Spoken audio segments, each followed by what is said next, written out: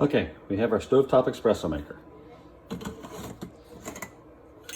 And here you have a little screen, that's your filter screen, and a rubber gasket. When you put this gasket in here, you need to make sure that the gasket goes down and the screen kind of rides, the gasket goes around the lip of the screen to hold the gasket in it, so it'll almost be flush.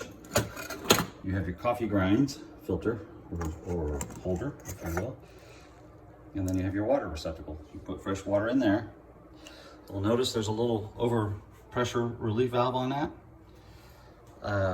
I just fill it up to the bottom of the lip inside there so that the coffee goes in.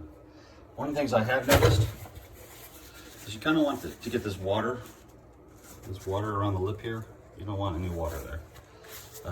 I mean, it's not going to hurt anything. It's just going to sizzle as you start making espresso. This one here is stainless steel. The most common one is aluminum. I have a little fear of aluminum because, you know, a little Alzheimer's thing. Hold on while I screw this down. Hold on. You listen and you'll hear it kind of cinch up. Ready? Did you hear that rubber squeak? Okay, so I'm going to put this on a stove burner. I have an electric countertop. And I'm going to put it on probably 8. All right, and as this cooks, as the water in here steams and boils, it's going to go through the bottom of that little coffee filter holder and through that little screen, and you're going to see coffee, espresso, squirting out of these 2 lips on this post here. So I'll continue this video when that starts to make its little steam. Meanwhile, you want to get out a small saucepan and your milk. And back. You can hear the coffee starting to boil. Okay, lift up the lid. Be very careful because that's steamed coffee that's going to come out of there. I would recommend that you keep this down while it's doing this. Curiosity will get the better of you and try to flip it up. But I would worry that there could be a chance that this could pop off if the steam builds up too much. I don't know. I've never read anywhere on the internet that it does it. And there's a couple businesses out in the world on the internet that actually use this, and they make several of these for their customers. They have coffee shops. You can hear it.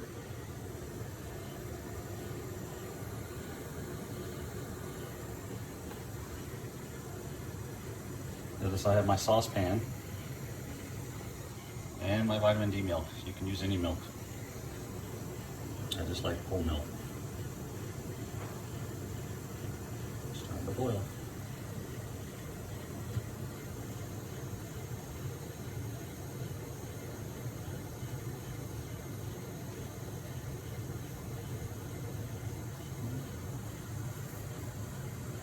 Any second now. When it starts, it'll go quick.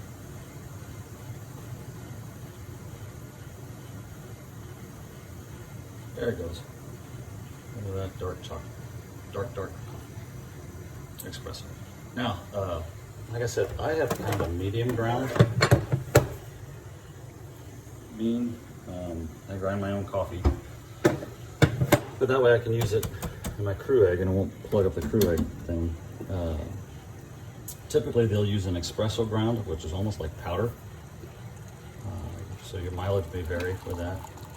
It's going to start squirting and spurting everywhere in a second. At this point you can turn the heat off on your stove. That's why I say keep the lid down. It sounds like it's done. Pour it into your pan.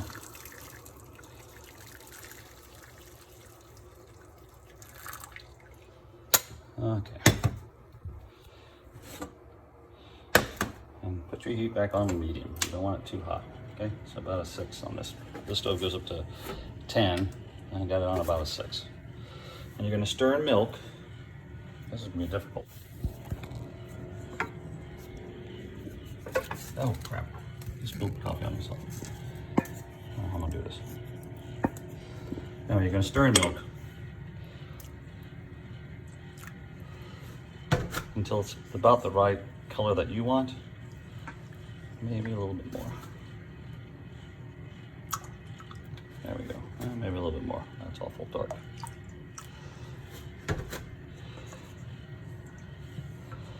It's probably about 1 to 1 1 part of the espresso to 1 part milk. And while this heats up,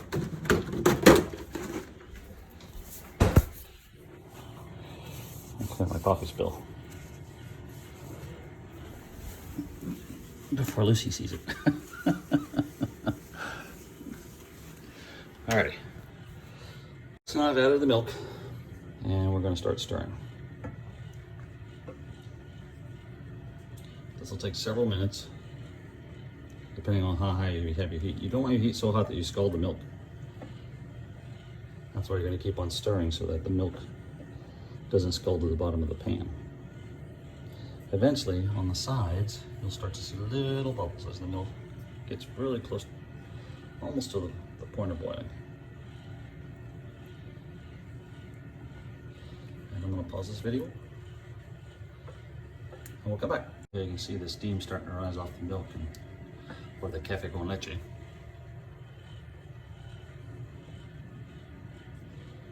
In Puerto Rico, they will serve this to you in a little bitty tiny espresso coffee cup, about half the size of that. And they'll make this in the morning and put it in a thermos so they can drink on it all day. And then they can have it ready if company comes by. But when I'm there, that thermos doesn't make it past the morning. Because between me and Lucy's dad, Oscar Sr., we'll go through the whole thermos. So you can see it just starting to see those little bubbles on the edge. So they'll get a little hotter. And you can see the swirls in there. Now, if you look really close, you can see some coffee grinds floating in there. Lucy's parents will filter the espresso before they put it in this pan. I don't do that. I don't mind ingesting a little bit of coffee. The steam is really starting to come up here now. So you can really see the bubbles in there now, the micro bubbles. See, so I turn off the heat.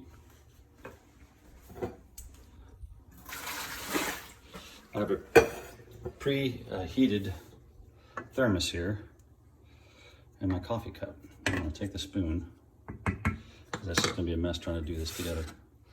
I'm going to pour myself a cup.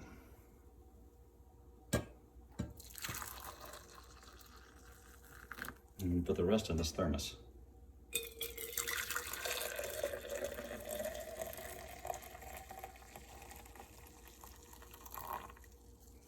And there you have it.